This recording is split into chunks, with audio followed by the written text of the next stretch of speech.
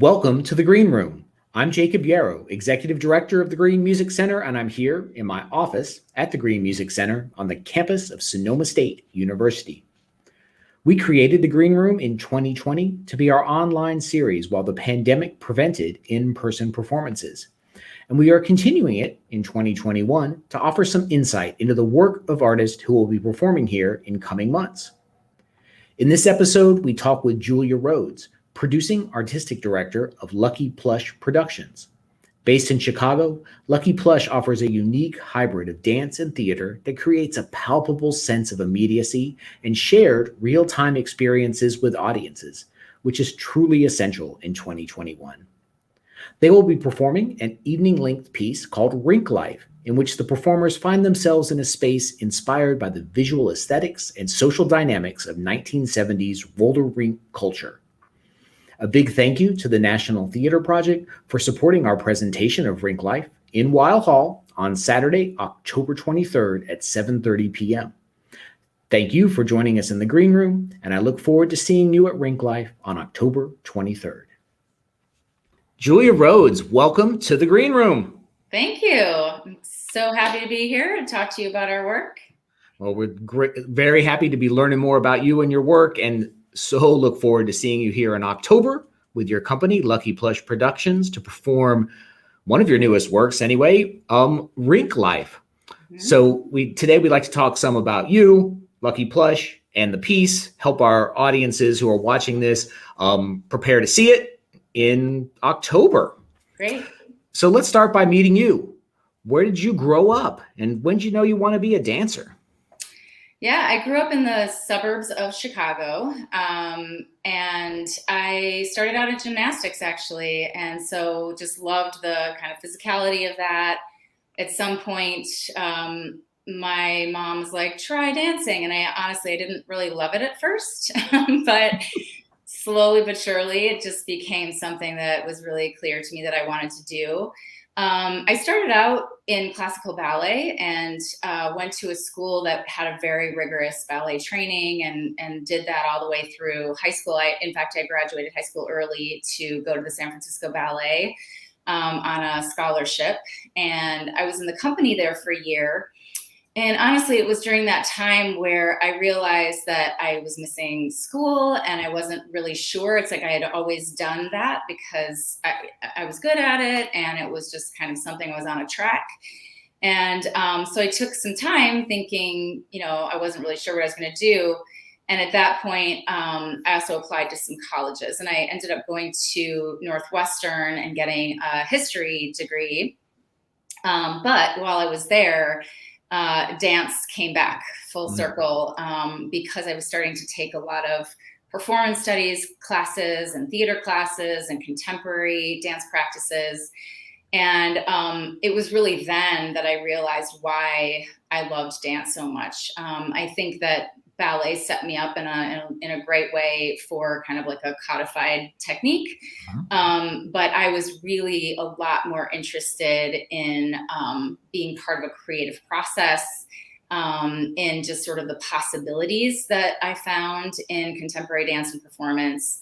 And then specifically in dance theater, which is a sort of hybrid form that Plush works in. When I was at Northwestern, I was working with one of my instructors there, had a company called Excite Performance Group. It no longer exists, but I worked with him in that. And it definitely is part of the lineage of Plush because that was the first time that I was invited to be part of an ensemble where we were generating different kinds of ideas, movement, script, all of that. And it was just huge for me to have that sort of ownership in the artistic practice, which was very different than anything that I'd had before.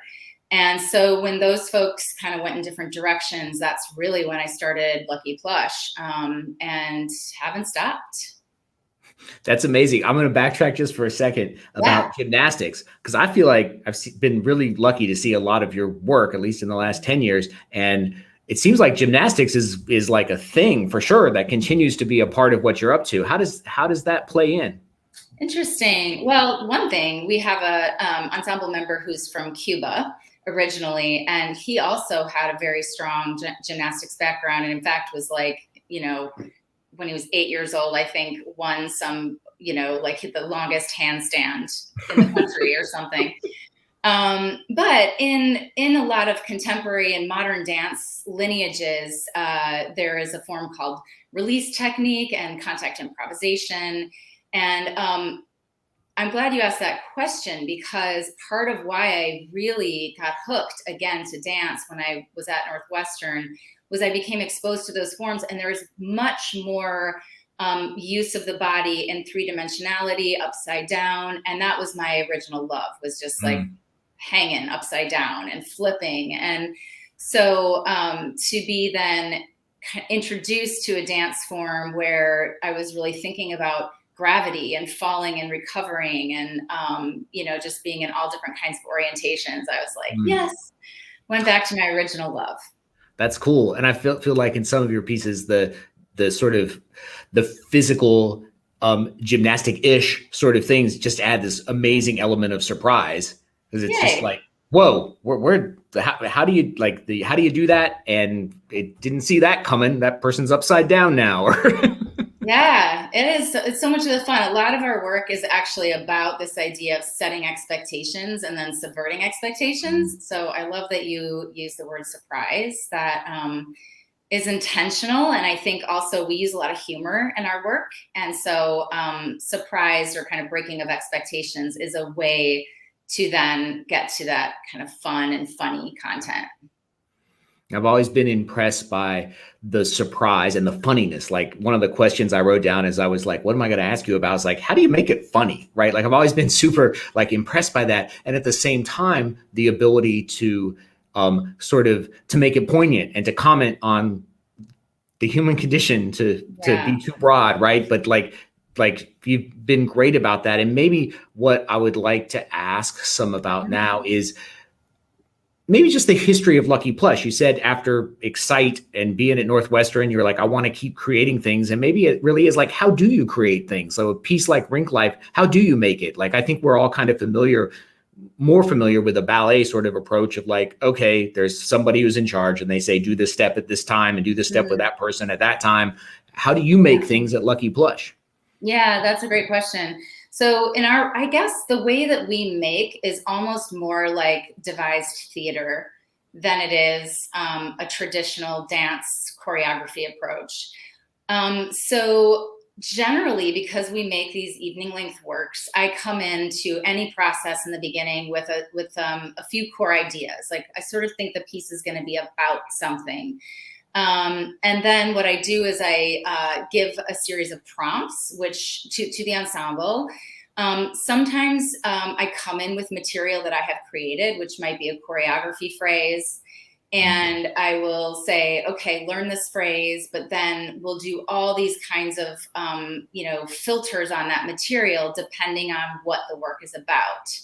So in Rink Life, for instance, I might have had a phrase that was based on this idea of skating, or the physicality of skating. And so we play a lot with, I might give a core phrase, but then the ensemble puts it into their bodies, they add to it, they change it, they bring their amazing expertise and skills. And just to add a note, part of when you ask this piece about getting to the human experience, or to kind of talk about what things that are like going on in the world, one of the ways that I do that with the ensemble is that I really want to connect the material, whatever the story is or whatever the overarching theme of the work, I want to connect it to them and to their experiences, and to foreground them so that the audience feels very connected to them. So therefore, it's less about a narrative being imposed on them and more about how we discover the stories together, what is resonating from their own experiences. And so then after that, it's, the fun is in how you break it up, how you start assembling. And to the point of humor and creating expectations and subverting expectations, I find that audiences, there's a kind of a limited window in the beginning of any work where you introduce some core vocabulary so that the audience feels included and like they're along for the ride. They sort of say, okay, I understand what the DNA of this piece is. And so I always try to have something that is funny or that allows people to laugh and lean forward early on. Because oftentimes, if audiences can get confused, if perhaps you're going along with something that is very abstract, or they're maybe still trying to figure out what the world of a work is, and then something funny happens, and people are kind of like, should I laugh? I don't Right. know. So, so that's another big thing, is that we want to really invite people into the world of the work right away, so that then as you're using different compositional tools or storytelling tools, whether that's, just like everyday conversation, they're following individual people's, or repetition. So they're like, oh, that's coming from the anchor of the space that they're in. So in Rink Life, for example, it's the roller rink. And one of the ways that we composed the choreography or the staging is by looking at the rules and the social codes of these spaces, so that there is some kind of familiar anchor for audiences to kind of like attach to. And then when it moves into places of abstraction, they're kind of already on a ride, because they understand something about it, and they've been they're part of the building of the story in real time. And so then humor often bubbles up from those places as well. That's awesome. And so there's about 8-ish performers involved. Seven ensemble members in Yep. Rink Life. And then I also have a whole team of collaborators who are equally essential to the work. So in the context of Rink Life, we've used, well, just to back up a little bit, like, I'm endlessly fascinated by how like formal collisions, and why people would move into song, singing, or dancing, or talking. And, I don't know, my experience often going to a traditional musical might be where I have this moment of feeling like it's jarring, where all of a sudden there's the break into song moment. And, you always kind of have that, like, oh, that just happened. And then it happens again. And you're sort of like, oh, that's because that's happening. And I think in our world, we're always like fascinated by the logics of why you would layer something or move from one. And there's a psychology to it, a very human psychology to it. So, or it's rooted in the overall place or the storytelling. So that's one way that I try to approach kind of moving between these forms without it feeling like it's an exercise just for the sake of the exercise, that there is some logic that can be playful or funny, or sometimes when you move into abstraction, there can be a real emotional sensibility to it, so long as the audience has kind of been part of the building of those vocabularies and the story from the beginning. Absolutely. And maybe one other thing, like, I'm always interested in like labels we put on art. And I think that you've done a really good job of like describing, you're saying dance theater and different things. But in this piece in particular, you're really dug into music sampling. And that's been present in a lot of your work. But what's the role of sort of samples of music from all sorts of different sources play in Rink Life? Yeah, you're right. I have been interested in, again, just part of that process of like why you would move into song. I love song. I love harmony. I love singing. I love the everydayness of it. I love, how it can be just then surprisingly virtuosic and beautiful. Hopefully, the people that we work with are not trained singers, but we do work with collaborators. That's where I was getting to before, who, help us. So Bethany Clearfield worked on Rink Life, and she is amazing singer, and she helped us with arrangement of the vocal parts. And so, there's a training process through which the ensemble members are really learning how to have the proper breath support, to, be both talking and dancing at the same time, moving into singing and dancing. And it is quite, it's very challenging. It's taxing on the body. But again, sometimes I'm really interested in how that is legible, that sort of the challenges of doing that can also be a site for things falling apart, which is very human, or the failure of it. So, or that's, it's very relatable and funny sometimes.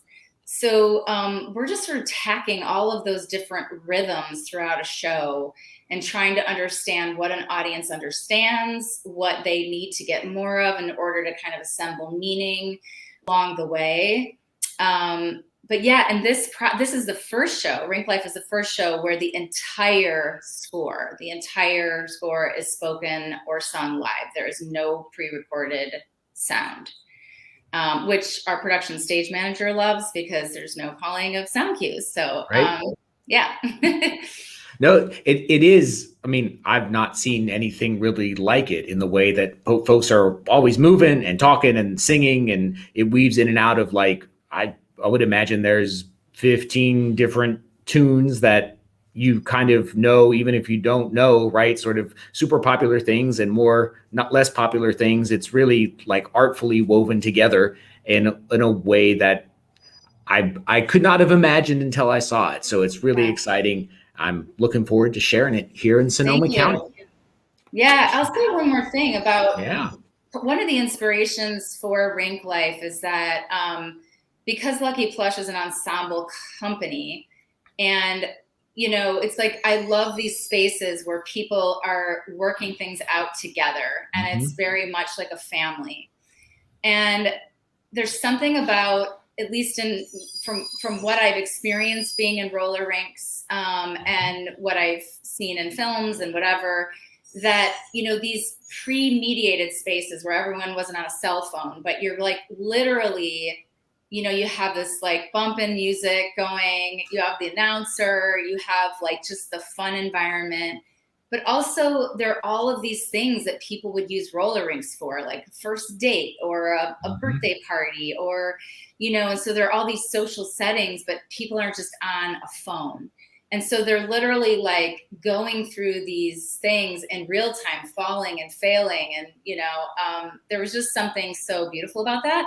And then the samples that we chose do reflect that era mostly. And I think it's interesting because, like songs from the 70s and 80s, they keep coming back, like they'll be familiar to people who lived in that time, but also young people know these songs. And so, again, there's something about the familiarity and those anchors that an audience can really hook onto and enjoy and get into. That's absolutely right. And I think that I'm particularly excited about seeing you here because we've been in so many technology mediated spaces for the last year and a half, and live performance has not been something that in-person live performance hasn't been a thing. And so I think your work is so like live and visceral and really like takes great care to create what's really special about live performance, and to pull people together and experiment with all sorts of different emotions and ideas. And so it's going to be a great thrill to see you here. I should say when it is. It's on Saturday, October 23rd, according to this screen over here. Yay. And here at Weil Hall at the Green Music Center, we don't get a ton of dance theater because we have a big concert hall. But as it turns out, you've made a concert as well. So that's what you said to us. You said, wow, you have a band now. I'm like, yeah. It was delightful. I saw this piece on a Monday morning in New York City, which is a strange time to see something. And I went because I love your work, not because I thought, I didn't know that we could have it here. And then immediately I was like, oh, this totally works. How exciting. So we will see you here soon. Yay, I'm so looking forward to coming, and I hope y'all show up and have fun with us in Rink Life. It's a really fun piece. Thank you, Julia. Thank you.